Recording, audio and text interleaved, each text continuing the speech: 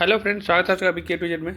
ये कुछ क्वेश्चन है साइंस का जो मेरे को कहीं से मिला है, तो आप लोग को दे रहे हैं ताकि आपको एग्जाम में काम आ जाए। आप लोग कोशिश करेंगे कि टाइम कम है तो एक बार अच्छा से पढ़ करके लिख लेंगे तो शायद कुछ ध्यान में रहेगा। तो जितना क्वेश्चन आपको लिखना है उतना ही है कि वाट शक्ति को परिभाषित करें। तो एक वाट शक्ति को परिभाषित करने के लिए जब 1 सेकेंड में 1 जूल कार्य किया जाता है तो कार्य करने की दर या ऊर्जा व्यय करने की दर 1 वाट कहलाती है। तो इसको ज़्यादा समझाएंगे नहीं क्योंकि टाइम है कम, तो आप इसको जैसे है वैसे लिख लीजिए और एक बार अपने से समझने का कोशिश करिए। क्वेश्चन नंबर 4 में ऐसा कुछ क्वेश्चन है कि तरंग दैर्घ्य की परिभाषा दे, इसके मात्रक को भी लिखें। तो किसी तरंग में 2 क्रमागत शीर्षों या घाटियों के बीच की दूरी को तरंग दैर्घ्य कहते हैं। तरंग दैर्घ्य को आमतौर पर ग्रीक अक्षर लैम्डा द्वारा दर्शाया जाता है। या किसी माध्यम में तरंग ट्रेन की गति v के बराबर होती है जिसे इसकी आवृत्ति f से विभाजित किया जाता है, तो लैम्डा बराबर हो जाएगा v/f। पदार्थ के मोल से आप क्या समझते हैं? तो मोल पदार्थ की वह मात्रा है जिसमें कणों की संख्या परमाणु आयन या अणु कार्बन 12 के ठीक 12 ग्राम में विद्यमान परमाणुओं के बराबर होती है। अतः किसी पदार्थ के एक मोल में कणों की संख्या निश्चित होती है जिसका मान एवोगाड्रो संख्या द्वारा दिखाते हैं 6.022 गुना 10 पे पावर 23 होता है। 1023 मत लिखिएगा, 10 पे पावर 23 लिखिएगा। पशुपालन की परिभाषा लिखे।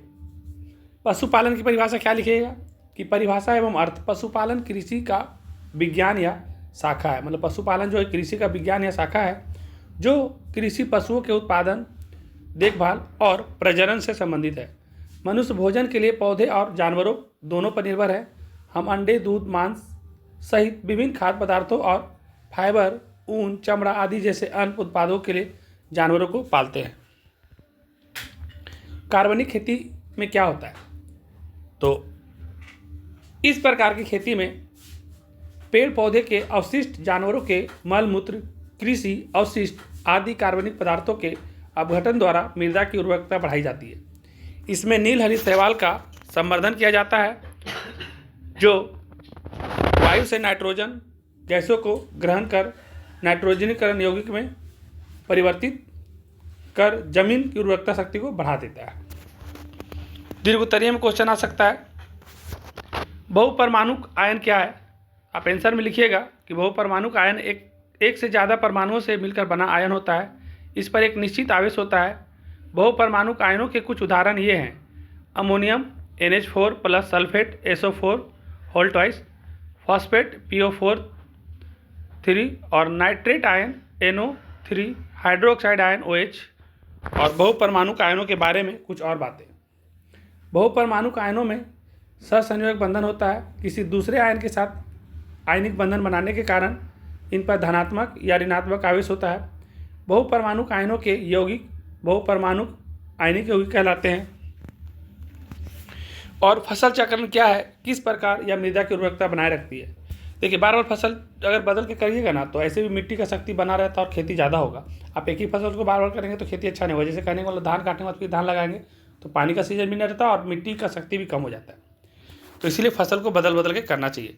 तो फसल चक्रण एक कृषि पद्धति है जिसमें एक ही क्षेत्र में क्रमिक मौसमों के विभिन्न फसलों से उगाई जाती है।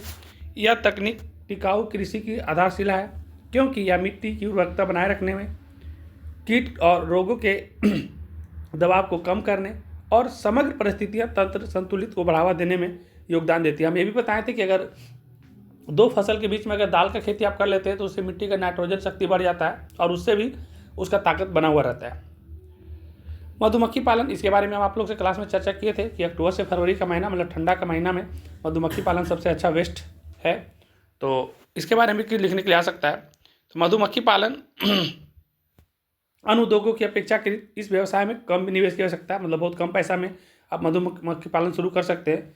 मधु, मोम व मन वंश से में वृद्धि कर उत्पादन प्राप्त किया जा सकता है। मधुमक्खी पालन से न केवल शहद व मोम ही प्राप्त होता है वरन रॉयल नामक पदार्थ भी प्राप्त होता है जिसकी विदेशों में भी अत्यधिक मांग है। खास करके मधुमक्खी पालन के लिए बेस्ट समय अभी अक्टूबर से फरवरी का महीना होता है, ठंडे के दिन में। उसमें मधुमक्खी को पालने का सही मौसम रहने के कारण ये है कि इसमें उन लोगों का शक्ति ज़्यादा रहता है और उसमें ज़्यादा से ज़्यादा हम लोग को हनी निकल सकता है और हमारे लिए काफ़ी फायदेमंद होता है। तो आप इसको और भी बना के लिख सकते हैं, मेरे पास टाइम का कमी है। आप इसको क्या करिएगा, स्लाइड कर करके जितना भी क्वेश्चन लिखा है ये सारों को आप अच्छा से एक बार लिख लीजिएगा और कोशिश करिएगा पढ़ लेने का।